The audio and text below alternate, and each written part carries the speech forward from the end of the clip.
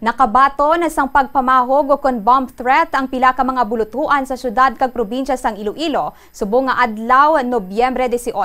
Sa probinsya sang Iloilo nakabato ng Haniway National Comprehensive High School. Samtang sa syudad sang Iloilo ang mga bulutuan naman sang Iloilo City National High School, Ramon Avancenia National High School, Iloilo Doctors College, amuma ng Central Philippine University. Nakabaton man ang University of San Agustin sa city proper sang mensahe sang pagpamahog naghalin sa isa ka account nga nakapangalan kay Jenna Marie kung sa diin ginapahayag sini sa mensahe nga hindi nahugot ang seguridad sang eskwelahan kung sa diin nakapangayo ini sang bulig nga itanom ang bomba sa isa sa mga security guards sa sini.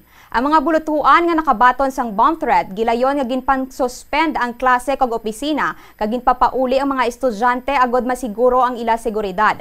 Mangod sini mga asod-asod nga pagpamahog ang nagpatawag sang case conference kahapon nga adlaw si Mayor Raisa Trenya sa mga otoridad lakip na ang National Bureau of Investigation 6.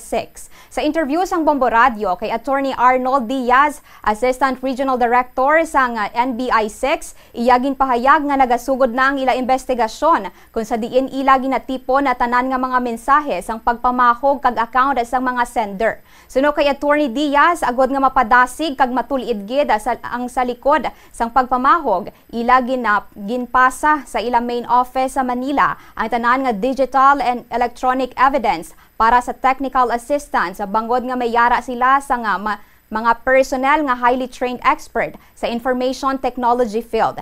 Payag pa niya, hindi pa sa subong mahibaluan isa lang ka individual o kon isa ka organisasyon ang sa likod sang nagapadala sa mga mensahe sang pagpamahog.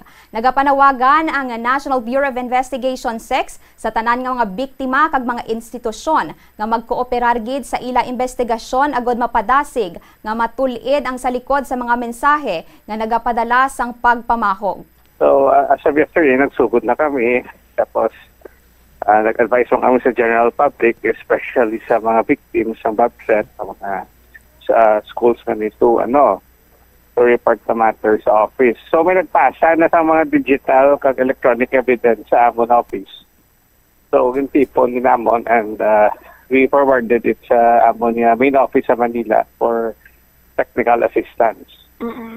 Para ma-profile and ma-locate kung sino man yung group, ang person or group of persons responsible sa false bomb threat.